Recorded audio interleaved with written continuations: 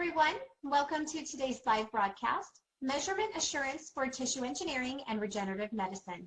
I'm Christina Jewell of Labroots, and I'll be your moderator for today's event. Today's educational seminar is presented by Labroots, the leading scientific social networking website and provider of virtual events and webinars advancing scientific collaboration and learning. For more information, please go to www.labroots.com. Now, we have a few important announcements before we begin. This webcast is designed to be interactive, and we encourage you to ask questions during the event. You can submit questions by typing them in the Q&A box, which can be found by clicking on the green Q&A button at the lower left of the presentation window. We'll try to get to as many questions as we can. You can enlarge the slide window by clicking on the screen icon in the lower right-hand corner of the slide window. If you have any technical problems viewing or hearing this presentation, please click on the support button at the top right of your presentation window, or submit your problem through the green Q&A button on the lower left. This is an educational webinar and thus offers free continuing education credits. After the webinar is over, please click on the CE button located in the bottom left-hand corner of your webpage and follow the process of obtaining your credits. I would now like to introduce today's speaker, Dr. Carl Simon. Dr. Simon is a biologist in the Biomaterials group at the National Institute of Standards and Technology. He aims to develop reliable tools and standards for measuring the properties of cells, biomaterials, scaffolds, and tissue-engineered constructs. As regenerative medicine moves from a research endeavor to a viable industry that benefits patients and U.S. commerce, reliable methods for assessing product consistency and quality are required. In one of his projects, he's working with Cataloguing, NIH, to establish simple, robust methods for characterizing tissue-engineered retinal pigment epithelium for use in a clinical trial to treat age-related macular degeneration. In another product, he's working with Pamela Roby, NIH, to improve sampling and measurements of osteogenesis induced by stem cell scaffold formulations in an ectopic bone mouse model. He also works with computer scientists to develop image analysis and bioinformatic methods for assessing the physical properties of 3D tissue scaffolds and how they influence cell function. Dr. Simon is chair of ASTM Committee 404.43 Cells and Tissue Engineered Constructs, where documentary standards are being developed to support the development of tissue-engineered medical products. He earned a BS in biology from Bucknell University and a PhD in biochemistry from the University of Virginia, where his thesis focused on signal transduction during human platelet aggregation. He trained as a postdoctoral fellow in NIST Polymers Division and became a staff scientist at NIST in 2003. Dr. Simon is active in the Society for Biomaterials, ISO, Termis, and Facilitate, and is on the editorial board for Biomaterials and Journal of Biomedical Materials Research Part B, Applied Biomaterials. I'd like to turn the presentation now over to Dr. Simon. Dr. Simon?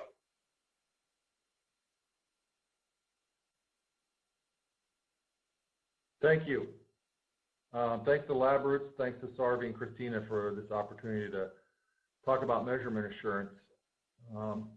I work at the National Institute of Standards and Technology, which is in Gaithersburg, Maryland. Our mission is to promote innovation and industrial competitiveness in the United States by advancing measurement science, standards, and technology. We were established in 1901. We have about 5,000 staff, 3,000 of which are PhDs, and 4 Nobel laureates.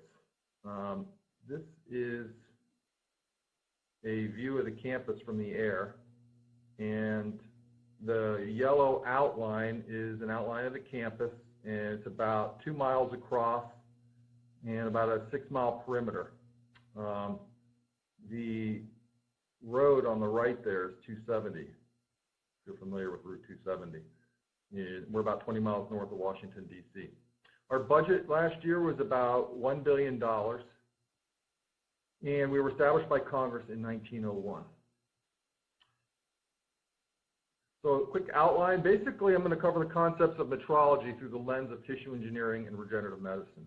So I'm going to give you talk about a little bit about documentary standards, NIST footprint in precision medicine, measurement assurance, truth.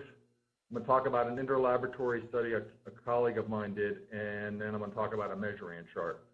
And the learning objective is all focused on aspects of metrology that you might pick up during the talk.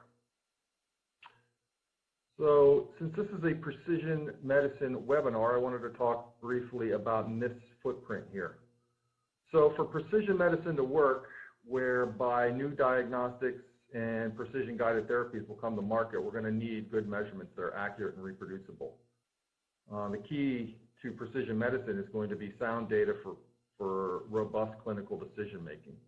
And this is sort of NIST's bread and butter. We have a long history of developing products that support measurements and sound decision making, as well as clinical measurements in healthcare. So 3 examples: genomic reference materials. One of them is genomic reference materials, which are purified DNA. There's 5 of them. You can see them listed down there, RM8398 and the 5 below that. And these are full genome sequences from 5 individuals. And they're highly well characterized so that when you use one of these in your sequencing platform, you can assess how well you're doing. So these, if you will serve as a truth or a check or a calibration point for your sequencing. Another one is NIST monoclonal antibody RM8671, which is an antibody which you can get from NIST, and it's been highly characterized for a number of key attributes that are critical for protein therapeutics, such as glycosylation and amount of substance. That's right here. Another one is the NIST HER2 reference material, and this is purified DNA from 5 breast cancer cell lines with different amounts of HER2 amplification.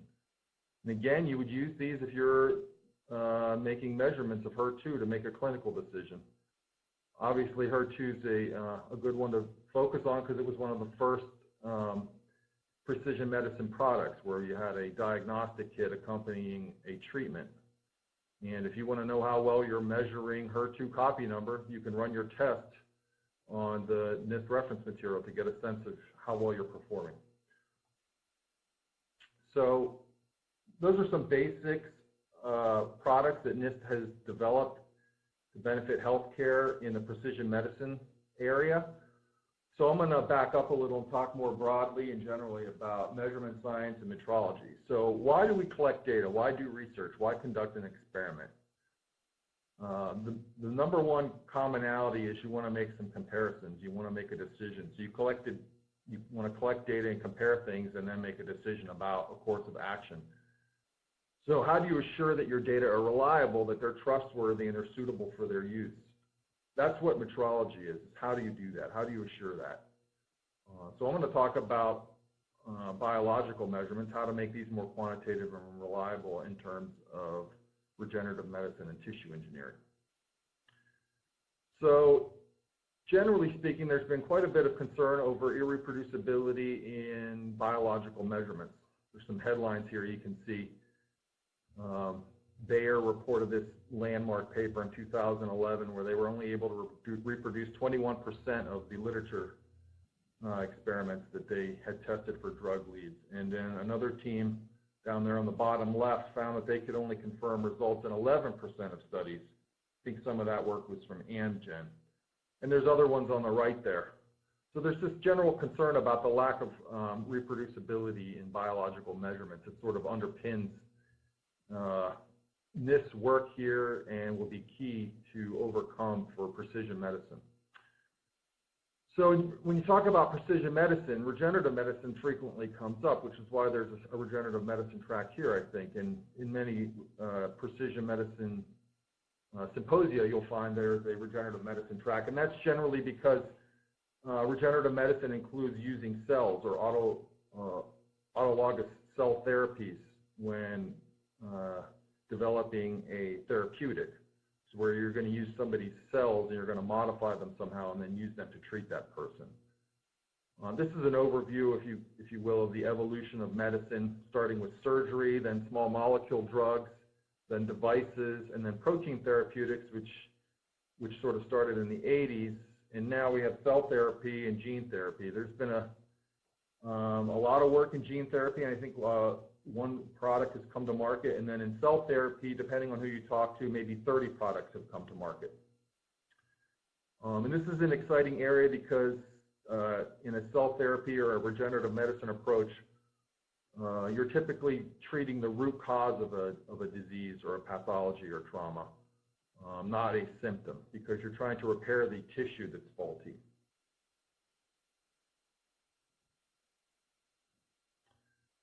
So this is a snapshot of regenerative medicine and why this is a good focus area for NIST. The U.S. is in a healthcare cost crisis where we're spending 18% of our GDP on healthcare, which is 50% more than Switzerland, which is second on the list, where they spend 12%. Some major targets for tissue engineering include musculoskeletal and diabetes. Musculoskeletal, by some estimates, accounts for 6% of U.S. GDP. This is $850 billion per year goes towards musculoskeletal. And it's estimated that half of all people in the U.S. have a musculoskeletal disorder. Diabetes, also a big one, affecting 6 million patients and consuming approximately 1% of the GDP. So cost-effective treatments for these obviously could have good economic outcomes for the United States. There's approximately, as I mentioned, 30 products on the market in regenerative medicine. Two of the big ones are skin equivalents and articular cartilage replacements. There's estimated to be 700 companies and 600 clinical trials underway. So the Alliance for Regenerative Medicine and the Regenerative Medicine Foundation published two surveys which were quite eye-opening for us at NIST. The Alliance for Regenerative Medicine survey looked at 14 pharma companies. You can see them there, and they asked them questions. One of them was, why don't you invest more in regenerative medicine? And one of the conclusions was that product consistency and lack of standards was possibly the single greatest challenge facing this field, and it was a major deterrent for these big pharmas from investing more in this sector. Regenerative Medicine Foundation reached a very similar conclusion in a workshop that they held in 2015, where they concluded a lack of reference materials to benchmark measurements and validation criteria for critical assays was the biggest roadblock for the field. A consortia, NIST led a few consortia to do some road mapping. This is the summary figure from the roadmap there. You can see it, the title page on the left.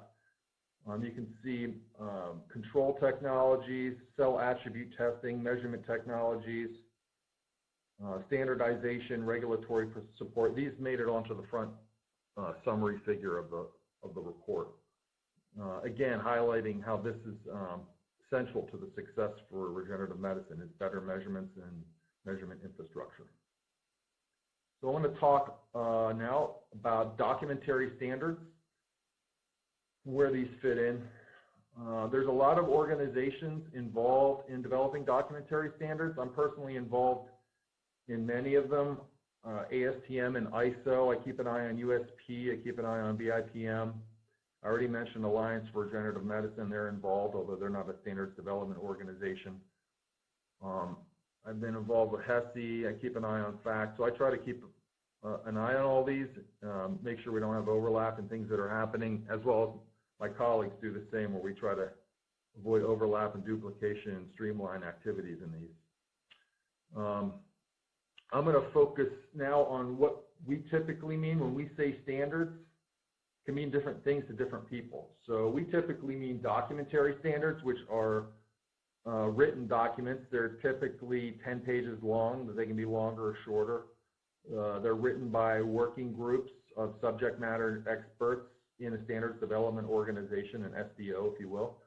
They typically include a broad spectrum of people, academic, researchers, government personnel, industry, and then users. And users would be like a surgeon or a dentist. They're the ones that would be practitioners, if you will. They usually require a vote to pass, and they're often misconceived as consensus. They're really not consensus. We would like them to be consensus, but it's nearly impossible. Consensus means everybody agrees. Usually not everybody agrees, but most of the time we can get good agreement amongst most of the stakeholders. They take a while to develop. They're usually 2 to 5 years. Some can take longer. Some I've seen some in a year. Standards can have a negative connotation. Some people say, they're restrictive. I can't innovative, I have to follow this standard. That's not really true. Generally speaking, standards are out there to promote innovation. There's this saying, you can't improve something if you can't measure it. If you can't make a good measurement on two things and compare them, apples to apples, if you will, it's hard to say which one is better or if any changes you've made are causing an improvement. So we would argue that standards promote innovation. And then this anxiety comes because somebody may be doing some work where the standard is not a perfect fit. And in that case, the standard may not be relevant, and you wouldn't necessarily have to follow it, or you can invent your own test methods for new technologies. This happens all the time. So there's two main types of documentary standards, guides and test methods. Guides are sort of general advice on an area or a measurement, and they're items that you would want to consider when you're conducting a measurement. A test method will be more detailed, where you get down in the weeds on one particular measurement and talk about all the nitty-gritty details of how to conduct that measurement. And this usually involves an interlaboratory test where several labs conduct the measurement by following the protocol to see if they can get acceptable agreement, and this would be called comparability. So when a standard exists for a measurement that you're interested in, you should consider yourself lucky, because this is going to save you a lot of time. This means that this measurement has been vetted in several labs and people agreed that it was a good measurement and they could get good agreement. And that means you can start with that protocol in your own lab and save yourself all the time and hassle of an assay development. So in ASTM, we have 336 voting members on Committee FO4, which is Tissue Engineered Medical Products. And so when these standards come to pass, 336 people either voted or abstained. Typically about 100 people will vote, and the rest will abstain depending on their expertise. There's a lot of different types of standards that are getting voted on, and people, when it's not in their area of expertise, they'll abstain. But usually about 80 to 100 people vote on each one, positive or negative. And all negatives have to be considered. If you get a vote that's negative, this has to be discussed amongst the committee. Generally speaking, what happens is modifications are made to appease the negative vote, and there's usually a discussion between the negative voter and the committee. Most of the time, in every one that I've been involved in, we found a resolution. There are cases I've heard where a resolution cannot be found, and that will go to vote whether or not it's deemed persuasive or non-persuasive. If it's not persuasive, then the negative vote may be ignored. But as I said, I've not seen that happen in the ones I've been involved with. And at ASTM, we have several voting classes: general, interest, producer, user, and we like the number of general interest and users to equal the number of producers. And this tries to keep a balance between the voters, so you don't have someone that may have a conflict of interest one way or the other pushing a document through.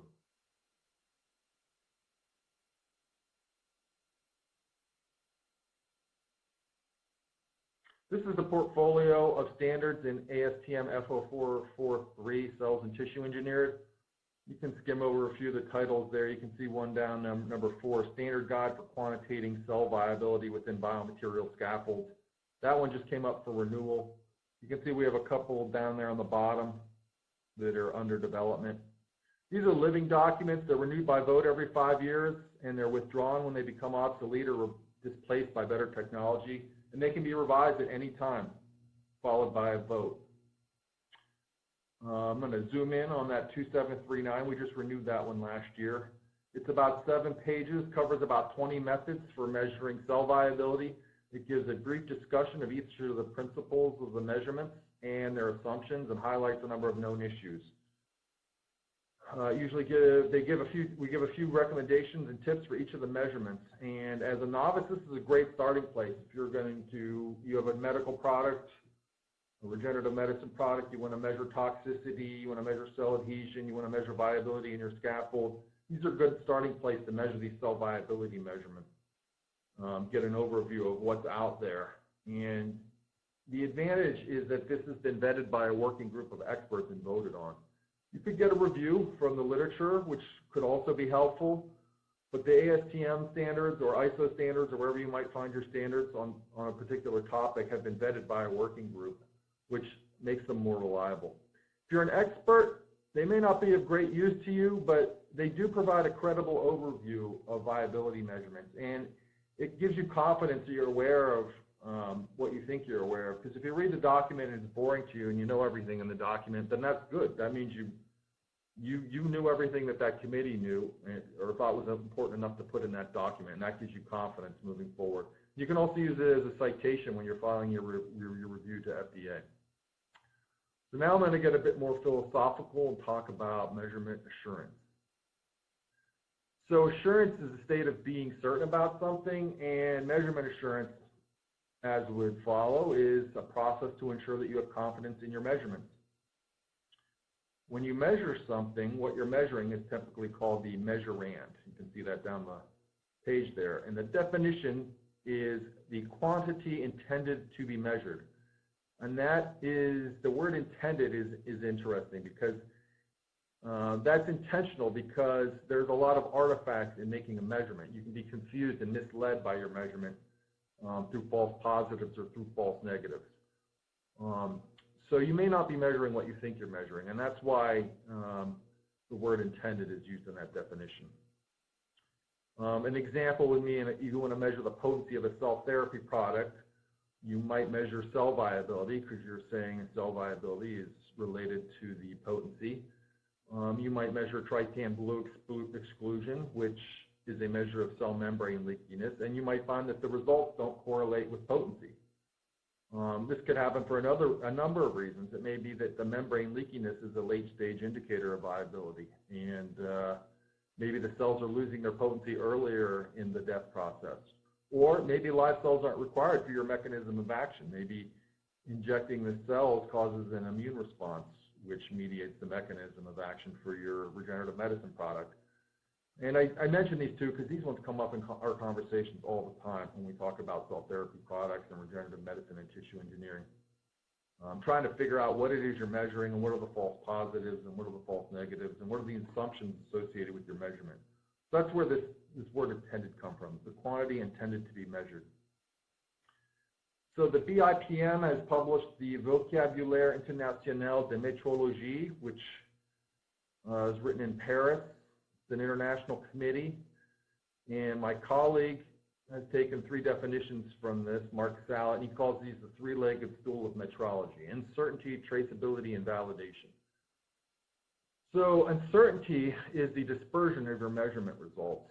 If you make two single measurements on two different things, you may not be sure how to compare them. You don't know how good these results are. But if you make many measurements and get a dispersion, you can get an uncertainty on these, and this helps you to compare these results. Without the uncertainty, without making multiple measurements and getting a dispersion of your measurement results, you don't know how much error is associated with your measurement, and you can't draw any conclusions. So uncertainty is key for a good comparison and making a decision. Traceability is the property of a measurement where you can trace it back to some common reference. Length is a good one because we all agree on the SI units and the length of a meter. And when you get a ruler and make a measurement, you know that's traceable back to some standard somewhere that defines how long a meter is.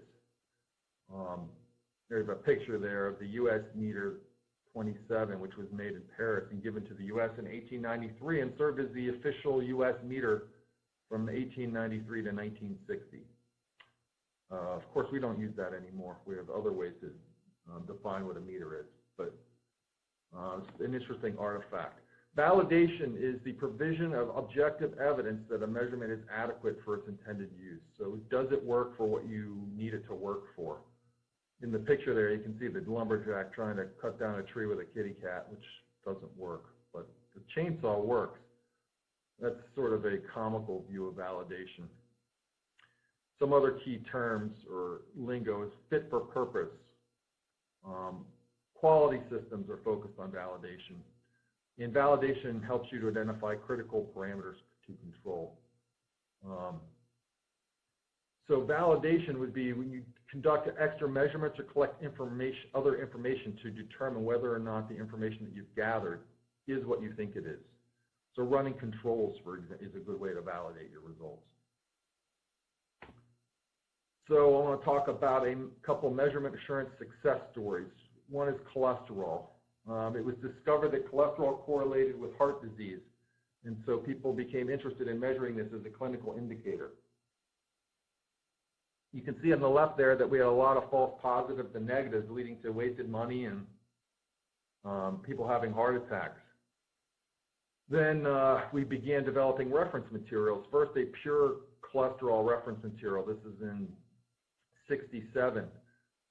This serves as a control when you make a cholesterol measurement so you can know whether you're getting the right answer.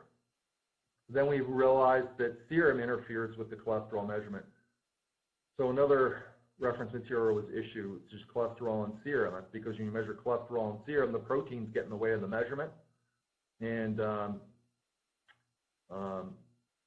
your measurements aren't as accurate. So we came out with other reference materials where the cholesterol had been measured very well in a serum reference material.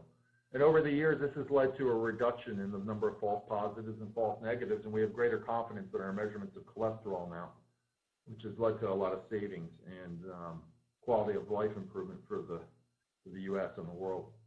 Another one is HbA1c, which is an indicator of diabetes. Some clinical trials linked this to diabetes, and so people started measuring it as an indicator of diabetes. And you can see in the plot there, the data points are noisier when you measure. You can see they're measuring different epitopes. The measurement infrastructure wasn't well defined, the protocols weren't well defined, and there weren't reference materials. So people began developing reference materials, standard protocols, certification programs, and the one standard epitope was agreed upon. So over to the right, 2010, you can see an interlab study between different labs. You can see there's much better agreement. And now when a clinician sends off your blood for an HbA1c measurement, they get back a result that's more comparable to the results from the clinical trial and other labs, so you have greater confidence in your diagnosis.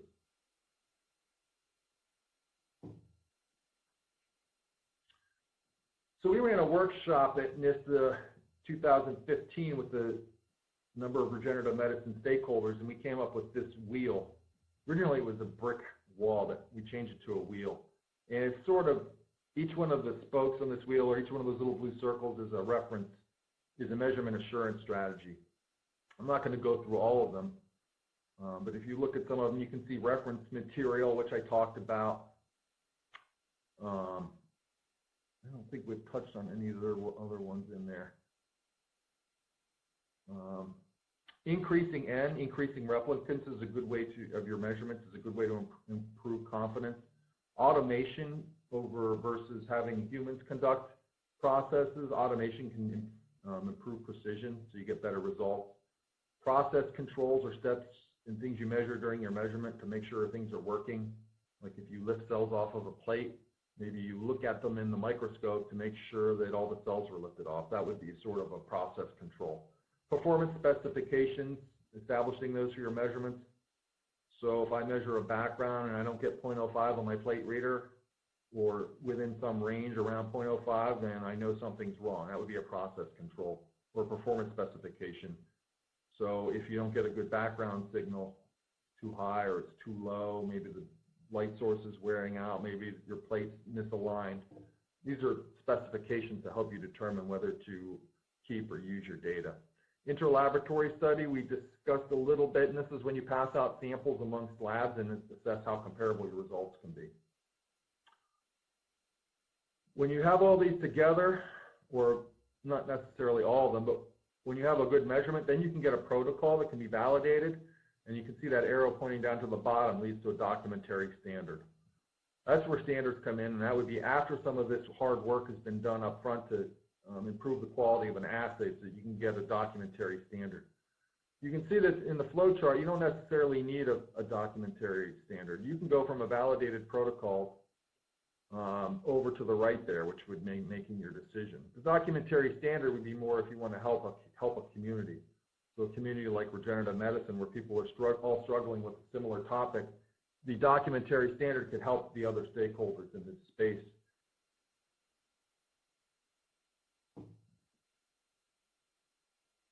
So reference materials, the ISO Guide 35 defines a reference material as something sufficiently homogeneous and stable with respect to a specific property.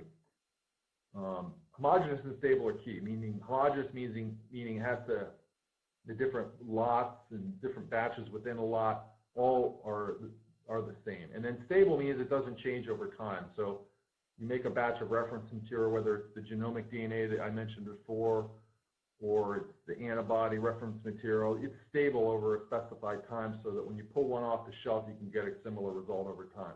And these are used to assess a measurement system or to calibrate a measurement system. And the difference is you might run it to assess your measurement system, or you make a measurement onto genomic DNA, you run the genomic DNA reference material, and if you get a good result with the reference material, then that gives you confidence that you got a good result with your unknown.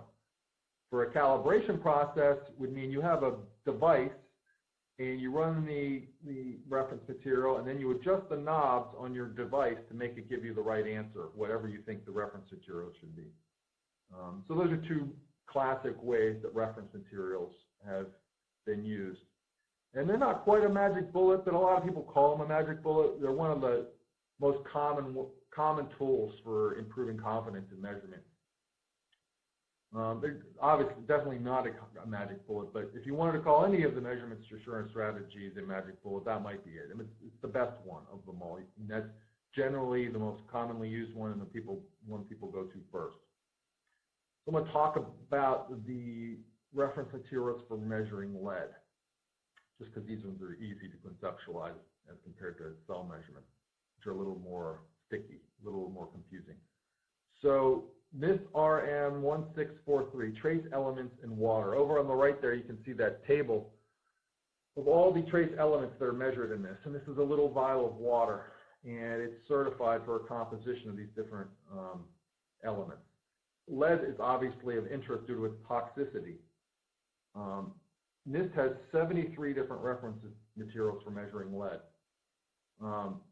You know, that's quite a testament to how important measuring lead accurately is.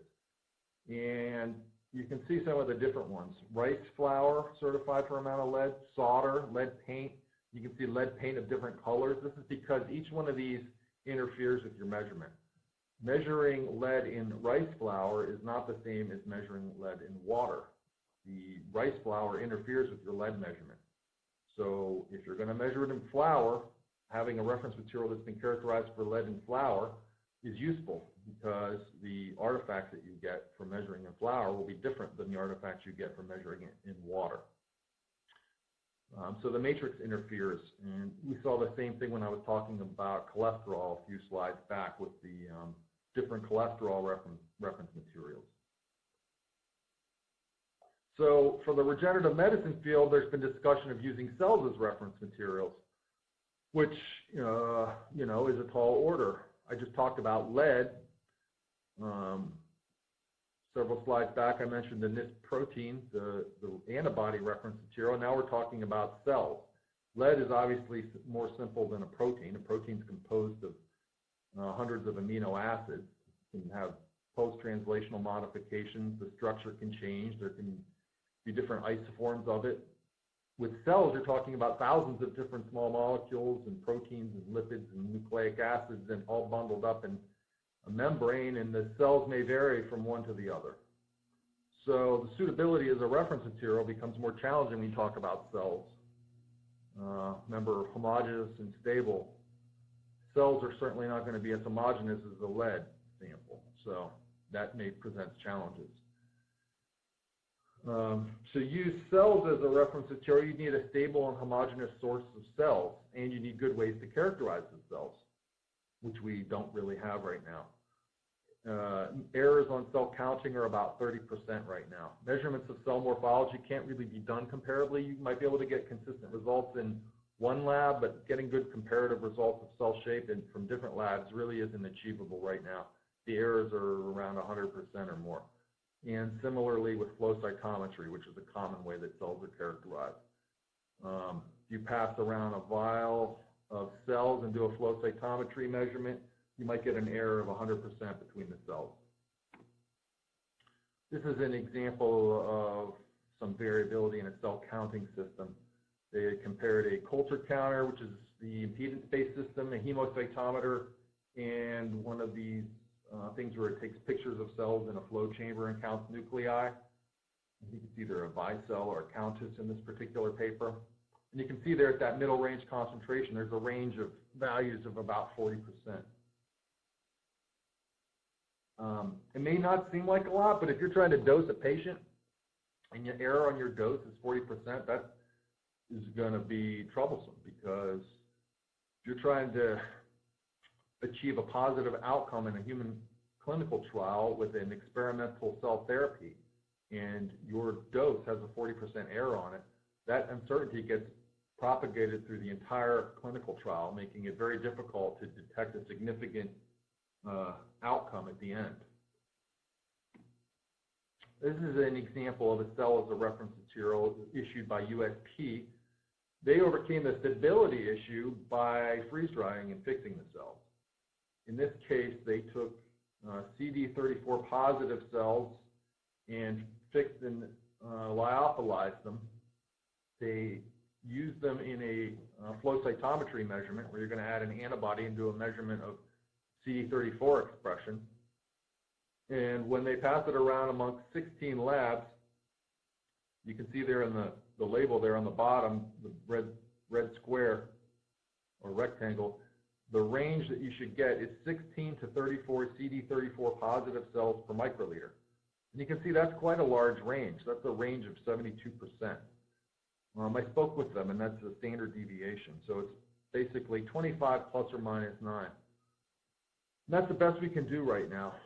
This is a very common cell therapy. This is a very common measurement, and this is a very common epitope. And so this is the state of the art for a cell measurement, a range of 72% on the measurement. So you can see there's plenty of room for improvement here to help advance the industry and make it so that cell therapies can become a reproducible and manufacturable therapeutic. This is a really interesting slide that a colleague of mine at NIST made. His name is Dave Dewar.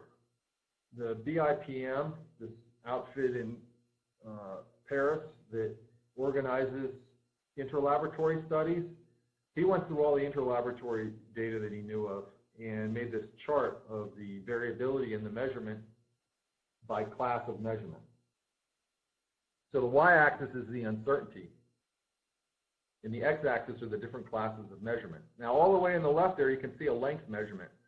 You can see you're getting uncertainties with 6 decimal places. So that's like, if you're measuring a meter, you're talking about an error of 0.000001 meter. Some of them were measuring wavelength of light, and they're getting uncertainties in many decimal places below 0 on a nanometer.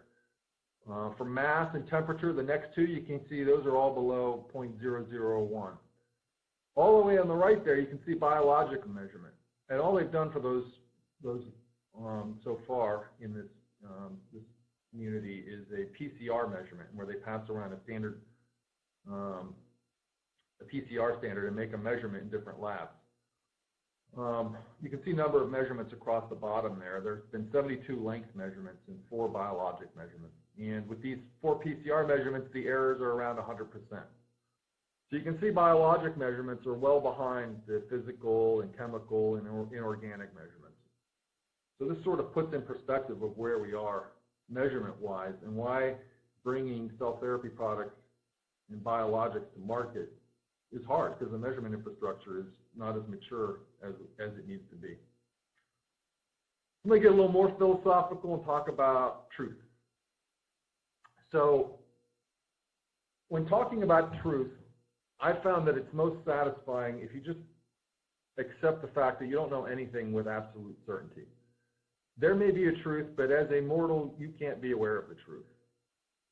This again gets back to this definition from the Vocabulaire International Métrologie, the quantity intended to be measured. You don't ever know for sure what you're measuring, and you can't really ever know the truth. We make our best effort and our best estimates, but we don't know for sure, which means you can kind of ignore what the truth is and think of life more as a probability distribution function. Things that you know or think you know with a certain degree of certainty, but you never know them 100%. So in that plot down there on the bottom, what we have in our lives is the blue line, which is a dispersion or a probability distribution function on that histogram.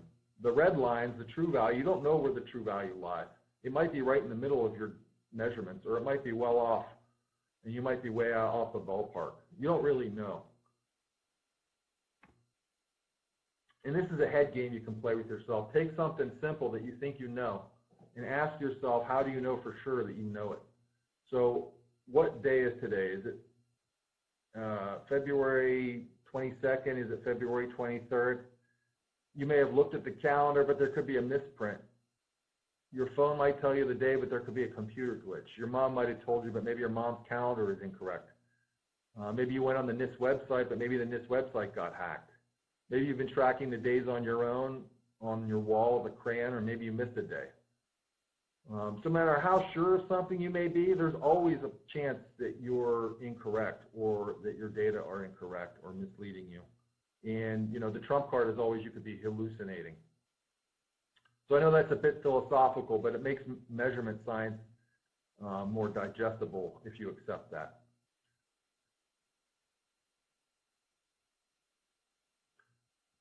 This is a slide from a colleague of mine named James Philibin at NIST that I've adapted. And it juxtaposes data and expert opinion. So if you have a problem and you design an experiment, you'll collect some data and then you'll analyze it and do some statistics to try to come up with a solution. And the data are key to making your measurement quantitative. However, the expert is an equally important part of this process. Your reasoning, your experience, common sense, they have to be part of the process. A pile of data and statistics can't stand alone. They have to be interpreted. So the expert is an equally important part of this process. You don't ever know the truth, so it's going to be a matter of opinion what you think the truth is. So your reasoning and understanding and expertise is always going to be key for reaching any decision. Which brings up another interesting topic, which is truth selection. We choose a truth, what we believe to be a truth, in our measurement. And that, again, is based on a matter of opinion.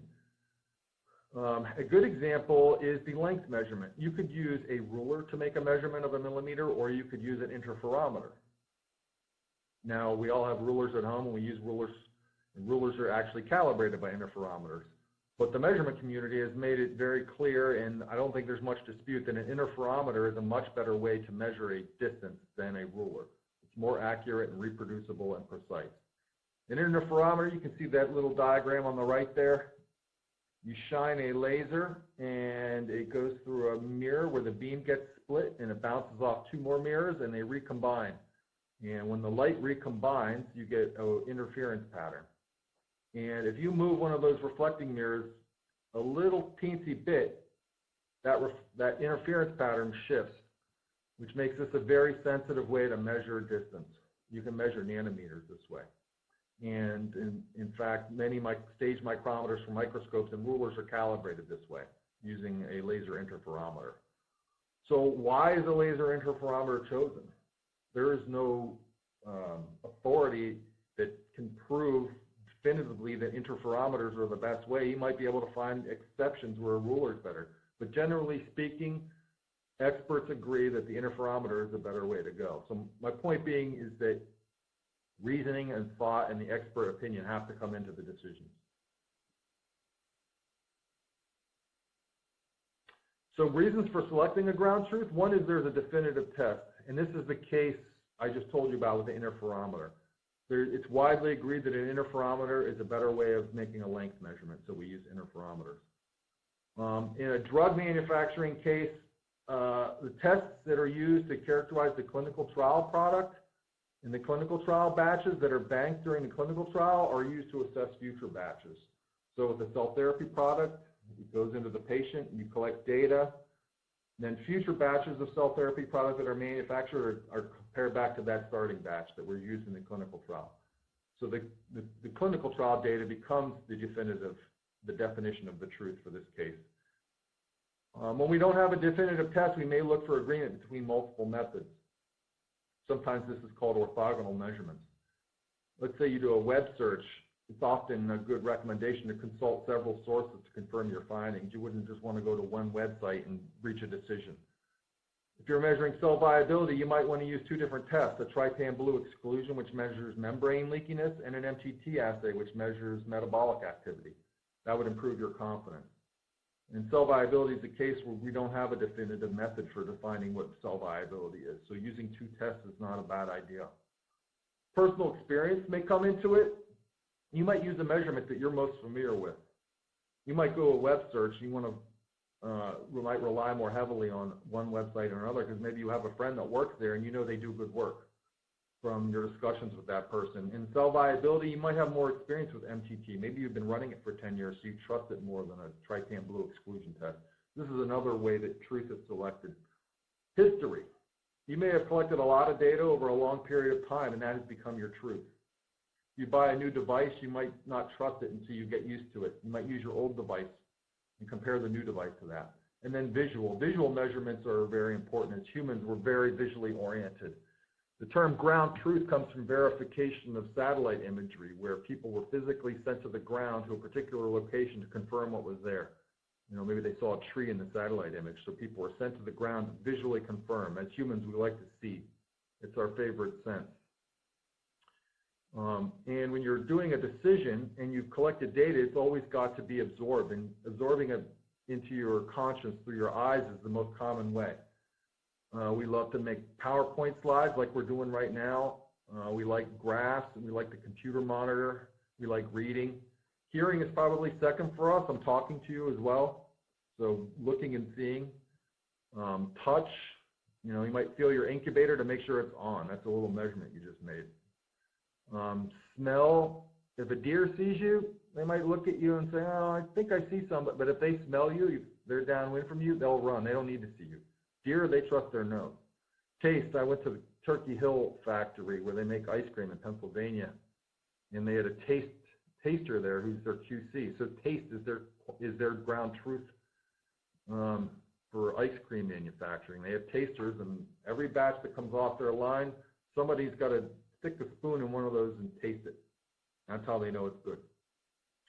Then we're very efficient at absorbing the visual data, and it's convincing to us, which makes imaging a very popular approach for science. There's this cool data set, if you haven't seen it, called Anscombe's Quartet. You can see across the top there, there's 4 data sets right there, and you have X and Y, and if you plot them and calculate them, you get the same mean, 9, 9, 9, all the way across, and the same standard deviation for the X column, 3.32, 3.32. The variances are all the same. The slope, the M, is the same. The y-intercept is the same, and the variance or the Pearson's correlation is the same, 0.82. But when you plot them, they look quite different. And if you just trusted your Pearson correlation coefficient, you could be misled. And if you just stared at the data, you might be misled. But when you make these plots, you can quickly see that the top left looks like a linear relationship. Maybe the bottom left of 2, but the top right probably not linear, and the bottom right definitely not linear. There's a saying, just make the damn graph. When you're analyzing your data, you should always make a graph, because our brains are wired to efficiently process imagery. Staring at pages of numbers might work for some people, but generally speaking, making a graph is a good idea. So, an interlab test. This is an example a colleague of mine did in nanotechnology. And the problem was they had large variability in their measurements of nanoparticle cytotoxicity. So they took A549 cells and they added polystyrene nanoparticles, and they measured cell metabolism with the MTS assay. They had a positive control, and they did this with several labs. This is a publication if you want to check it out. Initially, these are the different labs running the different tests. You can see that they don't always agree. Each plot on the left is the optical density, so higher number indicates higher cell viability, and along the x-axis you have concentration of whatever it is that's being added. So you should have it, the plots should all be dipping down to the right. But you don't see that. Some of them actually increase as concentration of the additive increases, which doesn't make sense. And this is what interlaboratory studies do. They take this sort of what might seem as a simple test, and through rounds of testing, they work to improve the protocol so people can get comparable results and they can conduct the assay in a comparable fashion in different labs. After they ran several rounds, you can see they can get better agreement now. These are some of the plots, and you can generally see that they are more in agreement. They found that rinsing step was a problem because people were rinsing differently and it was washing cells off plates. Another one is the nanoparticles themselves, when they were adding them to the cells, were interfering with their plate reader measurement. And another issue was their pipetting accuracy. They made this thing called an Ishikawa diagram, which is a catalog of all the sources of variability. It was invented in the 60s at a shipyard in Kawasaki by Karo Ishikawa. It was generally used to improve management of a manufacturing process, but it works equally well for a measurement process. You can see I've highlighted the things I mentioned on the other page, is that the pipetting and the nanoparticle interference and the rinsing steps turned out to be the most troublesome and caused the most variability in their assay. And they came up with this specification in these controls. Each one of these different wells is a different control where they have different amounts of the different controls and particles. The outer wells are just medium. That's the control for evaporation. They have a wells there that are control number 1, which is just the particles only. They have a control with particles and cells. So it's the cadmium sulfate particles in the cells, and that's where you should get a reproducible cell killing event. They have a one with just cells only, so you can get a reading what cells are going to give you without any nanoparticles present. Control 4 is no cells and no treatment, so that's just your background for your assay. Control 5 is the test substance only, so in their case it was a type of nanoparticles. That's always going to give you some interference in your assay when you're talking about particles. Control 6 was just the buffer, and then Control 7 and 8 were other ones with just cells only. And then over on the right there, you can see the assay specifications that they found. So with just the cadmium sulfate, you should get a target optical density of 0.06. And then just the cadmium sulfate added to the cells, you should get an inhibitory concentration of 77 micromoles per liter. And then just the cells only without anything added should give you an optical density of 2. So this is an example of how an interlaboratory test can help you determine specifications. And when one of these gets written up into a documentary standard, you can start in your own lab by following this process. All right, my final topic is a Measurand chart. This is a measurement assurance tool. And it helps you sort through assumptions that are being made in your measurement. It enables each measurand to be identified and assessed, and helps you determine if you're measuring what you think you're measuring. And it helps you to determine whether or not your measurement validation and your biological relevance are the same thing, and I'll get to that, back to that. So for this particular example, we are measuring the amount of cells adherent on a substrate, and in this measurement process, you would seed cells on a substrate, culture them, remove the medium after 7 days and add a digestion solution, incubate it overnight, transfer some of your lysate to a new plate, add some of the Picogreen reagent, which measures DNA, incubate it, and then read in the fluorescence plate reader, and then analyze your data and determine your test result. And if you have a good substrate for cell adhesion, you might get a good high signal of Picogreen, which would indicate cell adhesion. However, if you break this down, it can help you in troubleshooting this assay because you can see each of the assumptions that's being made. The number of all the way on the left, the number of Picogreen molecules bound to DNA is the basic of the measurement. When you lyse the cells, you're releasing the DNA and assuming that the amount of DNA is proportional to cell number. You add the Picogreen, which binds to the DNA and fluoresces. You also might be measuring the number of photons emitted on your plate reader. You are also measuring the fluorescence intensity, which is going to come out of your plate reader. You're assuming that your fluorescence intensity is proportional to the amount of DNA, and you're assuming that the amount of DNA is proportional to the number of cells, and you're assuming that that is related to the ability of your substrate to support cell adhesion. Over on the right there, the ability of the substrate to support cell adhesion, that's what's most important. That's what you're trying to investigate. That's your measurand, because that's what you want to make a decision about. Do I have a good substrate for cell adhesion? But all these different steps and all these proportionalities and all these different assumptions make it hard to know if that's what you're really measuring. And making this sort of chart for a biological measurement can be very informative. You can see what can go wrong and screw you up. For instance, the sequence of the DNA can affect binding. All the way on the left there, I'm discussing the issues. Not all the DNA may be accessible. Maybe it didn't lice the cells up quite well enough. There could be a lot of particulate in your lysate, which is interfering with the detection. The cells could be dividing at a very high rate, which means the DNA to cell number ratio might not be constant. Because when you have a lot of cells dividing, you're going to end up having a little extra DNA in there. And you might lose a lot of cells during your handling. So all these different things can confound your measurement and might lead to variability and make it hard for you to determine if you've actually determined whether you have a good cell adhesion substrate. So these flow diagrams can help you figure out what your assumptions are, especially with a biological measurement, which is not always straightforward. So in closing, there are many measurement assurance strategies to enhance confidence in your data, enhance comparability of your data, and make your data more quantitative.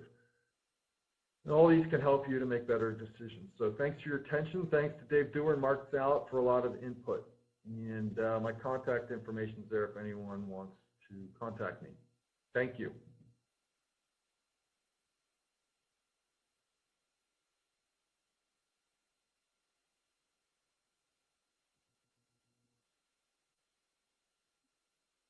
Thank you, Dr. Simon, for that informative presentation. Now, before we get started on the question and answer session, I would like to remind our audience how to submit questions. You can submit them by typing them in the Q&A box, which again can be found by clicking on the green Q&A button at the lower left of your presentation window. Now, we'll try to get to as many questions as we can, but if we are unable to get to your question due to time constraints, Dr. Simon will be answering questions via email following the presentation. Now, our first question is, Dr. Simon, why are there so many standards development organizations? Why can't they unite to make it easier to follow? Well, the standard development organizations self-organize. There's no authority to organize them, and they come together from stakeholder communities. And they arise organically. It would be like asking why there are many different car manufacturers. Why do we need so many? Why don't we just have one?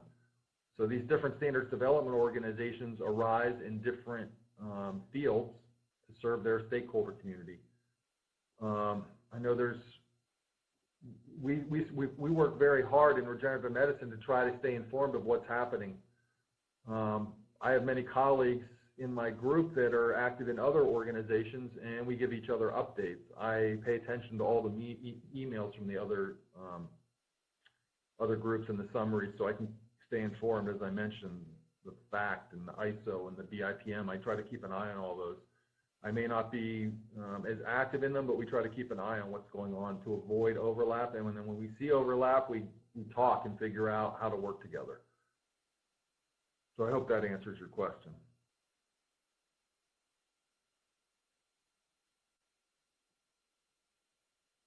Dr. Simon, we have a few audience members who have written in asking how they can get involved with standards development.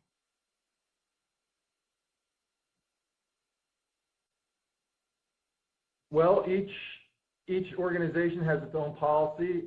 At ASTM, I can talk about anyone can join ASTM and participate in a working group. The fee to join is $75. And all the committees are open. You can join right now. And if you have an idea for a standard, or you see a standard on the website that you'd like to contribute to, you're welcome. So you could get in touch with me if you want more information, or you can contact the best thing to do would be to look on the ASTM website, see what standards would be of interest to you, and join one of those groups. And again, they're voluntary. They meet twice a year in May and November, the one I go to, FO4. And it's a 2-day meeting. And they have a WebEx, so you don't have to travel. We've had people do standards from afar where the whole standard was developed and written and balloted without coming to a meeting. So that's also possible. It's not as easy. It's a lot easier when you can interact with your colleagues, but it's possible. So I would welcome you to get involved if you're interested.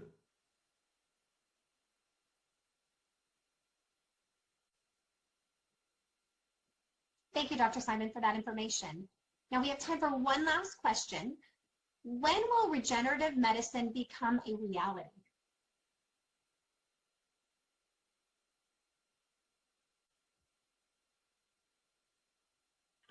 Well, it depends on who you ask. As I mentioned before, the Alliance for Regenerative Medicine survey says there's already 30 regenerative medicine products on the market. I mentioned living skin equivalents and the articular cartilage were the most widely used, and some of the older ones. When will it become more effective? Many liken the regenerative medicine industry to protein therapeutics. Insulin was first given to patients in the 20s, but the recombinant protein therapeutic insulin was not approved or marketed until 1980. So it was quite a long time to develop the measurement infrastructure to make it a reproducible, viable industry. Right now, 2017, the protein therapeutics, I think last year they accounted for 1/4 of new drug approvals, and they're considered the fastest growing segment of the market. So, you know, it's been nearly 100 years since 1920s. Will it take that long for cell therapy? Who knows? I would certainly say that we're poised for growth in the next 10 to 20 years. And, you know, coming from this, of course, I believe that having improved measurement infrastructure is going to be key to that. So, thanks for that question.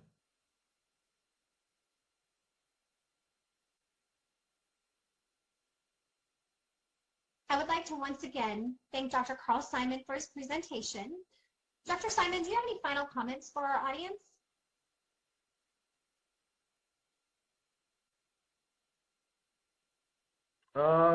Thanks for this opportunity. I hope you found it useful. If you have any questions or comments for me, please get in touch.